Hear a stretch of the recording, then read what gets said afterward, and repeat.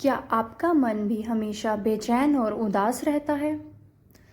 कुछ भी अच्छा नहीं लगता है, हमेशा भविष्य और अतीत की बातें परेशान करती रहती हैं। ऐसे में क्या करें? तुम्हारी दृष्टि ऐसी है कि खिले हुए सुगंधित फूल को भी तुम सूखी हुई घास की तरह देख रहे हो। दिख वही रहा है जो है, पर सुख की अनुभूति देने योग्य दृष्टि भी जब मन पर जा रही है तो मन की गंदी उसे भी दूषित कर रही है और बुरे सड़े ख्यालों में लिपट कर तुम्हें नकारात्मकता से प्रभावित कर रही है। इसलिए तुम्हें कुछ अच्छा नहीं लगता। मैं क्या करूं? फूल खिला है तो, सुगंध है तो, मेरा तो जीवन बेकार है ना। मुझे तो वह नहीं मिला ना। मुझ पर कितना बोझ है। हर विषय और वस्तु को अपने ख्यालों से और दुखों से जोड़ते हो और उसका सुख नहीं भोग पाते। हर विषय वस्तु को एकांत में देखो, जो है, वही सच है, अपने आप में पूर्ण है। उसे किसी और विषय से जोड़ना मूर्खता है। बिना वजह अपने जीवन को उससे मत तोलो, उसे निहारो, उसके स्वभाव का आनंद लो कुछ क्षण के लिए और मुक्त होकर आगे बढ़ो।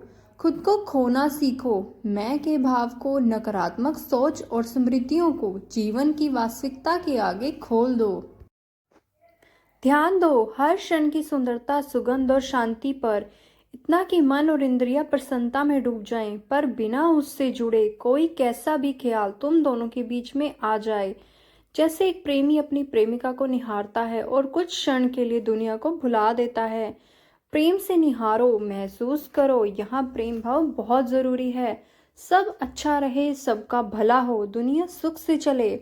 मैं को बीच में लाओ ही मत। कितना अच्छा लग रहा है ये नहीं कि जीवन कितना बेकार है। मुझे एक फूल से या हवा के एक पावन झोंके से क्या फर्क पड़ता है। वहीं अगर दुख का विषय सामने आ जाए, उससे अपने आप से मत जोड़ो। अपने से भिन्न और अलग ही जीना चिपका नहीं है, बस तुम्हारे द्वारा तुमसे समय, सहनशीलता और प्रतन मांगने आया है।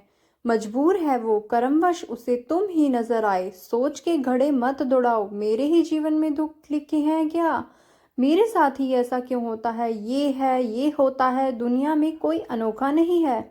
इससे नफरत क्यों करूं जब ये मेरी शरण में आया है, इस उम्मीद से कि आज मैं इसकी पीड़ा अपने सर कुछ देर के लिए ले लूं, फिर आगे चला जाएगा किसी और मजबूत इंसान के पास। इसको मेरा द्वार इतने लोगों में समझ आया तो कोई कारण होगा ना।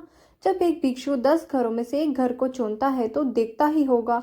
तुम्हारा ध्यान सदैव दुख के बीतने पर होना चाहिए। सुख से प्रेम है तो दुख को भी दुत्कारो मत, वह भी अपना ही है।